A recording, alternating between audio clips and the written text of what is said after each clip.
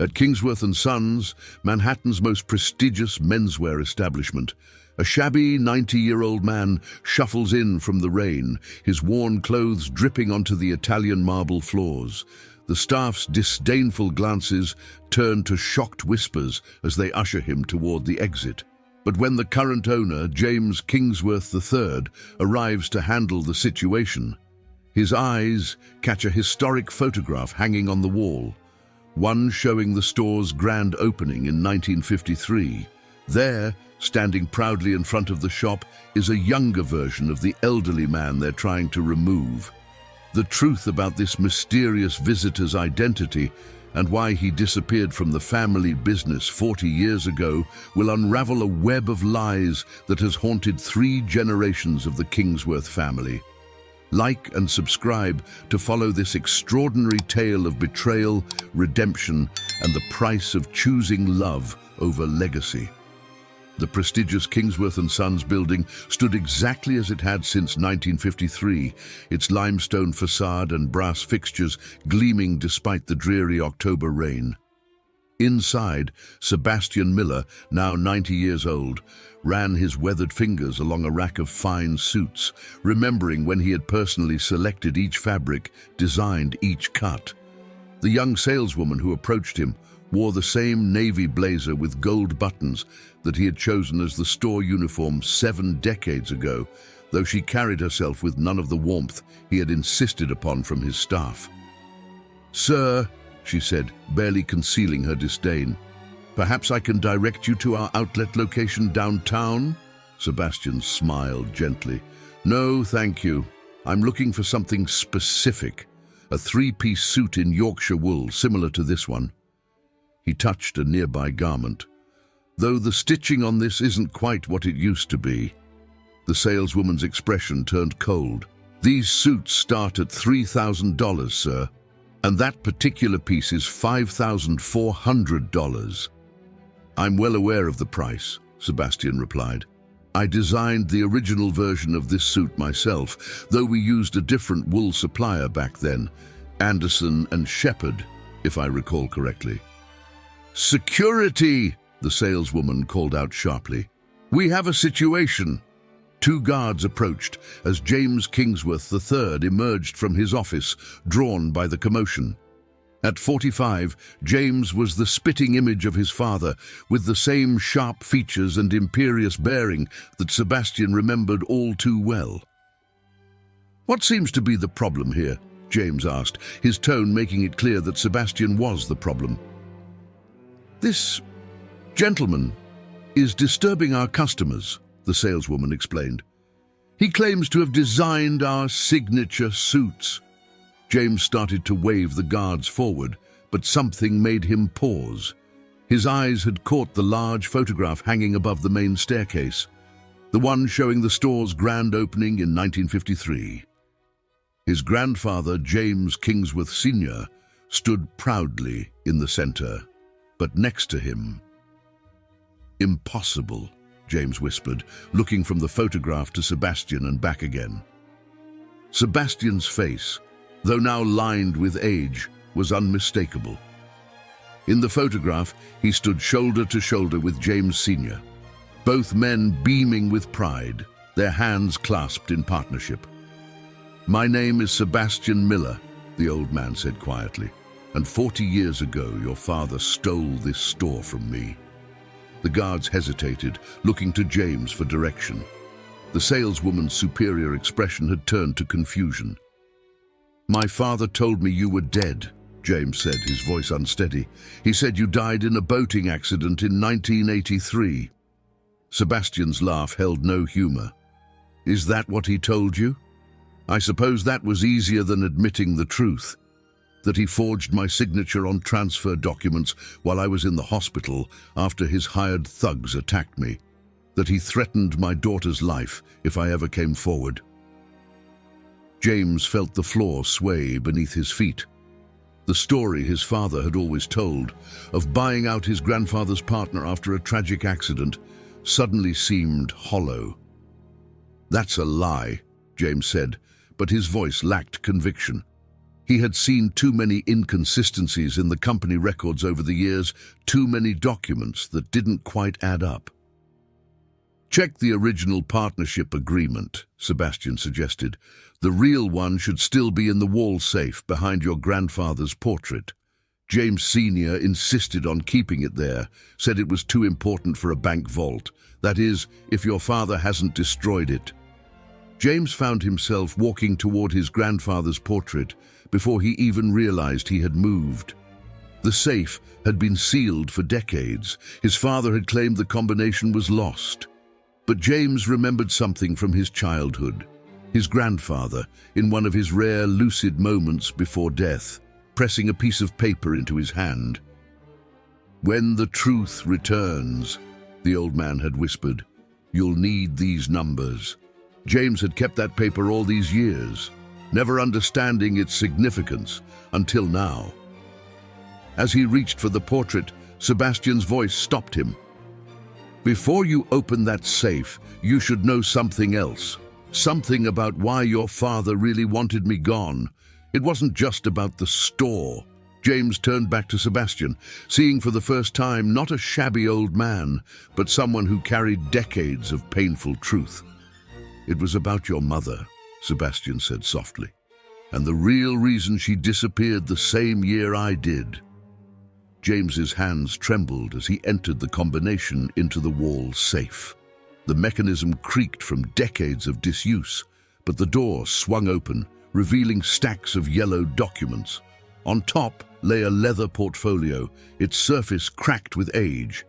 Inside was the original partnership agreement, dated 1953. Sebastian Miller and James Kingsworth Sr. had built the business together, Sebastian bringing his expertise as a master tailor, James Sr. providing the capital. The profit-sharing agreement was clear, a 50-50 split, with both families maintaining equal ownership forever.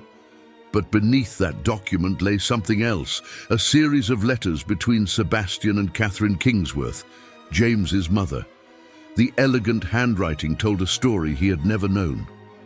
"Your mother," Sebastian said quietly, watching James read, "was the real creative force behind Kingsworth and Sons.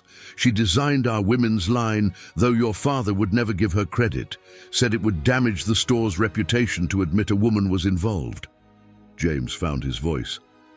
"These letters, she was planning to leave him." Yes, she had discovered his gambling debts, his affairs. But more than that, she had discovered what he really was, a man who cared more about appearances than people. The next letter made James sink into a nearby chair. It was from his mother to Sebastian, dated just days before her disappearance. "My dearest Sebastian, James has discovered everything. About us, about the baby. He's threatening to destroy you if I don't leave immediately. Says he'll make sure you lose everything you've built.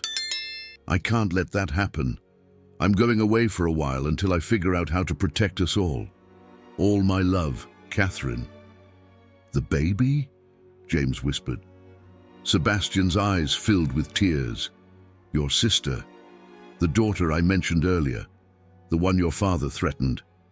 Catherine was 3 months pregnant when she left." James felt the room spin. "I have a sister?" "Her name is Claire. She's 39 now, a designer in Paris. Your mother raised her there, far from your father's reach. That's why I never fought back when he took the store. He knew about her, threatened to reveal everything if I didn't disappear. But my mother, all these years I thought she abandoned me. Father said she ran off with some French businessman." "She wanted to take you too," Sebastian said gently. "But you were already 15, firmly under your father's influence. She knew he would never let you go without a fight that would destroy everyone." James stood abruptly, moving to the store's front window. The rain had stopped, and weak sunlight illuminated the street where he had played as a child, never knowing his mother was out there somewhere, protecting a sister he had never met. "Father died last year," he said finally. "That's why you're here now, isn't it?" "Yes. Catherine contacted me, said it was finally safe to tell you the truth. She's been watching you, you know, proud of how you've run the store, even if some of your staff, he glanced at the embarrassed saleswoman, could use a reminder about treating people with dignity. Where is she? James asked, his voice cracking. My mother. Is she? She's alive, and closer than you think. Sebastian smiled. In fact, she's right across the street, in that cafe where she used to take you for hot chocolate after school.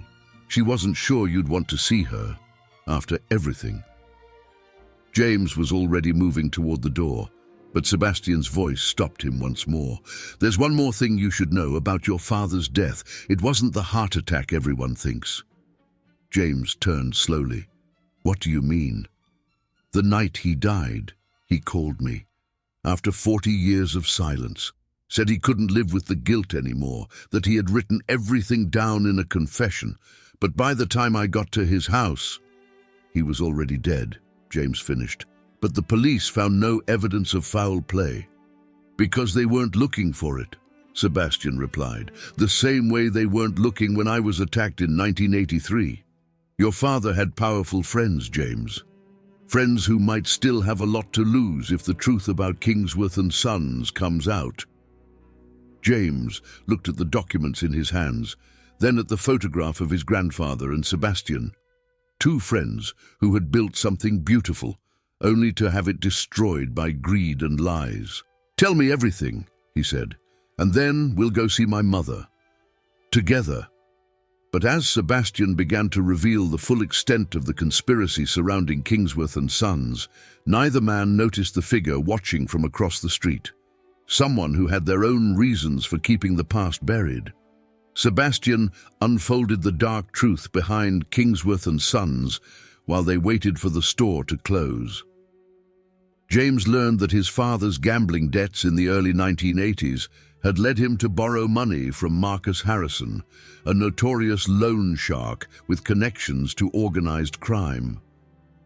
When your father couldn't pay, Harrison offered him a deal, Sebastian explained.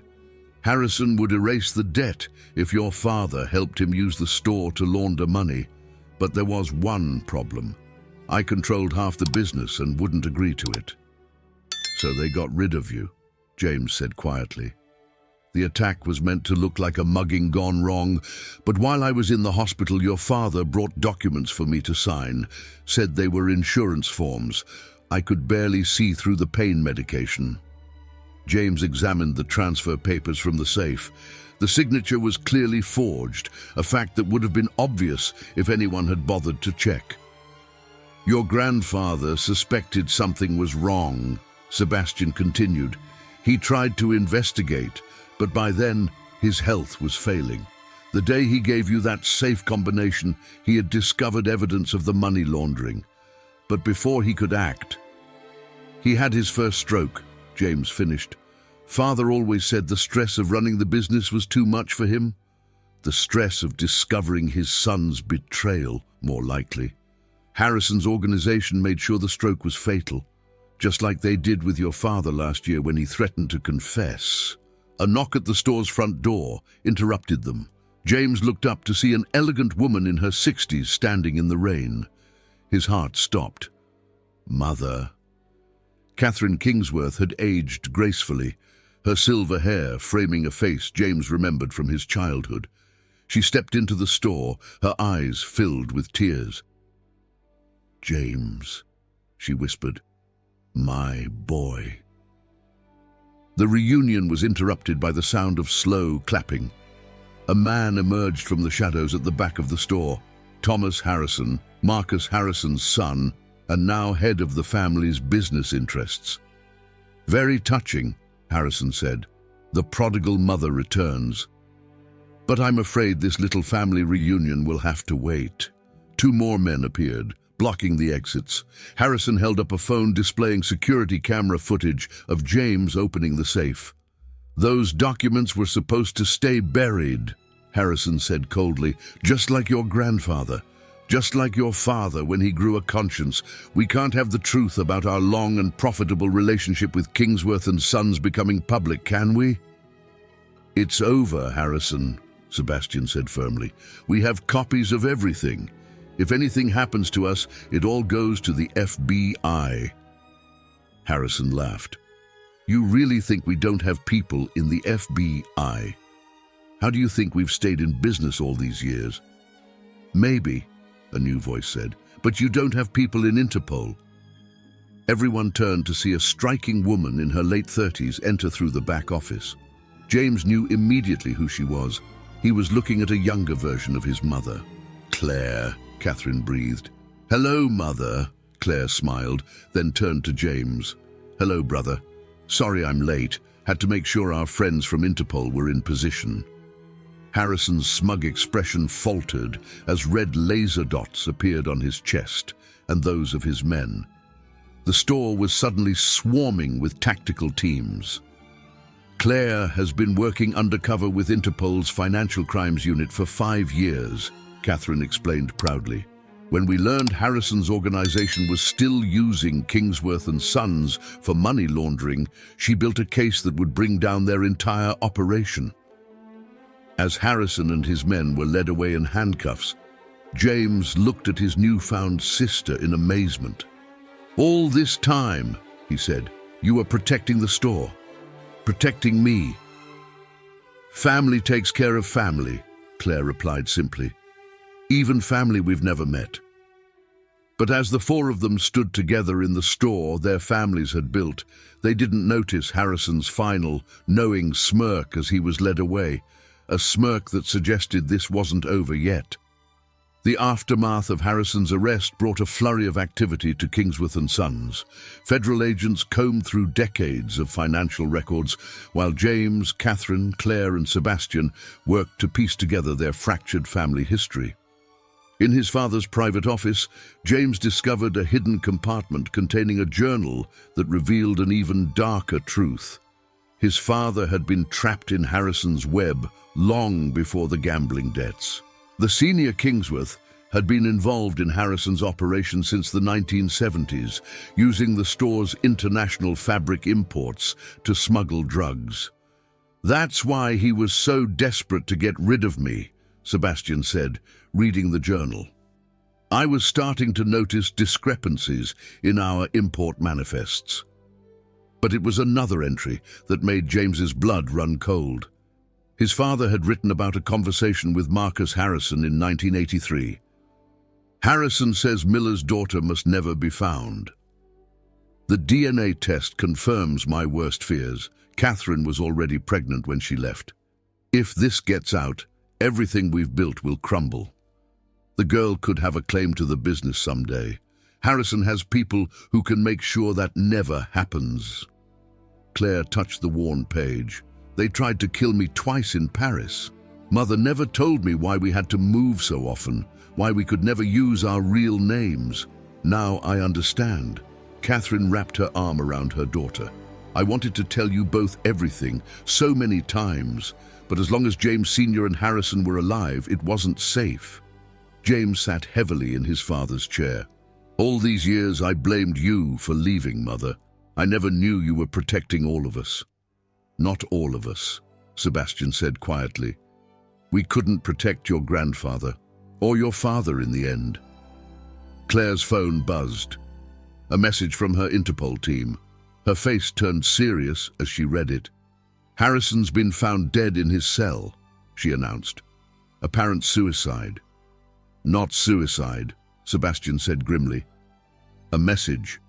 Someone wants us to know they're still out there, still protecting the organization's secrets. But who? James asked. Harrison was the head of the operation. No, Catherine's voice was barely a whisper. Harrison worked for someone bigger. Someone who's been pulling the strings since before any of us were born. She walked to the window, looking out at the gathering darkness. There's a reason I chose today to come back. 50 years ago today, I overheard a conversation between my father-in-law and a man I'd never seen before. They were discussing how to use Kingsworth and Sons for something bigger than money laundering, something that went all the way to the top of government. What are you saying, Mother? I'm saying that Harrison was just a puppet. The real power behind everything is the Kingsworth family itself. Not your father, not even your grandfather, but the man who funded the original store back in 1953. The man whose name isn't on any official documents, but whose influence has shaped everything. William Kingsworth, Sebastian breathed, James Sr.'s uncle, the one who supposedly died in Switzerland in 1965. He didn't die, Catherine said. He just went underground to run everything from the shadows, and he's still alive. That's impossible, James protested. He'd be over 100 years old. 105, a new voice said from the doorway. They all turned to see an elderly man in an impeccable suit, supported by a silver-headed cane. Despite his age, his eyes were sharp and cold. And I must say, this little family reunion has become quite inconvenient. Behind William Kingsworth stood 4 men with guns, their weapons trained on the family. "Now then," the old man said pleasantly, "shall we discuss the future of Kingsworth and Sons?" What's left of it, anyway. William Kingsworth settled into James Sr.'s old office chair, looking completely at home despite not having set foot in the store for decades. His guards positioned themselves at every exit. "You see," he began, "Kingsworth and Sons was never just a clothing store. It was a front for something far more valuable: influence. Politicians, judges, business leaders, they all come here for their suits. And when they're in the fitting room, they talk. For 70 years, we've been collecting their secrets, using them to shape policy, control decisions, build an empire that stretches far beyond these walls." The bugs in the fitting rooms, James realized. I always thought Father installed those for security. "Your father was a fool who couldn't see beyond his gambling debts," William sneered. "But he was useful, just like Harrison was useful. Just like you could be useful, James, if you're smarter than your father was." "I'll never help you," James said firmly. William smiled coldly. "No? Let me show you something." He nodded to one of his men, who handed him a tablet. On the screen was live footage of James's daughter at her boarding school in Switzerland. "Emily has no idea her roommate works for me," William said. "Lovely girl. It would be a shame if anything happened to her." But while William was focused on James, he'd made a crucial mistake. He hadn't noticed Claire typing on her phone behind her back, or the small device Sebastian had pulled from his pocket. "Actually," Claire said, "Emily is fine. We moved her to a safe location 2 weeks ago when we confirmed you were still alive. The girl you're watching is an Interpol agent's daughter." Before William's men could react, the store's sprinkler system activated, but instead of water, a harmless knockout gas filled the room. Sebastian held up the device in his hand. "I designed the store's security systems, remember? Never did remove my override codes." As William's guards collapsed, tactical teams burst through the windows and doors, but William himself remained eerily calm. "You think this changes anything?" He laughed. "I've survived world wars, depressions, countless attempts to expose me. I am Kingsworth and Sons." "No," Catherine said firmly. "This store was built on friendship, on creativity, on making people feel special. You perverted that into something ugly, but today we're taking it back." "With what proof?" William scoffed. "I've destroyed every record, every document that could—" "Not everything," Sebastian interrupted. He walked to the antique mirror hanging on the wall, the one that had been there since 1953. With careful fingers, he pried open the frame, revealing hundreds of microfilm strips hidden inside. "James Sr. wasn't just my business partner," Sebastian explained. "He was my friend. When he discovered what you were really doing with the store, he started keeping records. Every transaction, every secret meeting, every crime. He knew you'd search everywhere else, but you'd never think to look inside his anniversary gift to me." As William was led away in handcuffs, the first rays of dawn broke through the windows. James looked around at his newfound family.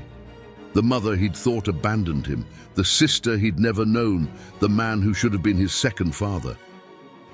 "So what happens now?" he asked. "Now," Sebastian said, "we rebuild. Not just the store, but our family. The right way this time." 1 year later, Kingsworth and Miller reopened its doors. The new sign reflected both founding families, and the store's reputation for excellence was now matched by its reputation for integrity. Claire's designs had revolutionized their women's line, while Catherine's creative direction restored the artistry that had made the store special in the first place. The fitting rooms were now just fitting rooms, the only secrets kept there being between tailor and client. The wall of historic photos had been updated to include the true story of both families, including a new image, Sebastian and James standing together, just like their fathers had 70 years before. And in the window display, a simple plaque told visitors, "Founded in 1953 by two friends who believed that everyone deserves to feel extraordinary. Restored in 2023 by their children, who proved that truth and love will always triumph over lies and fear." The store had finally become what it was always meant to be, not just a business, but a legacy of friendship, family, and the courage to stand up for what's right, no matter the cost.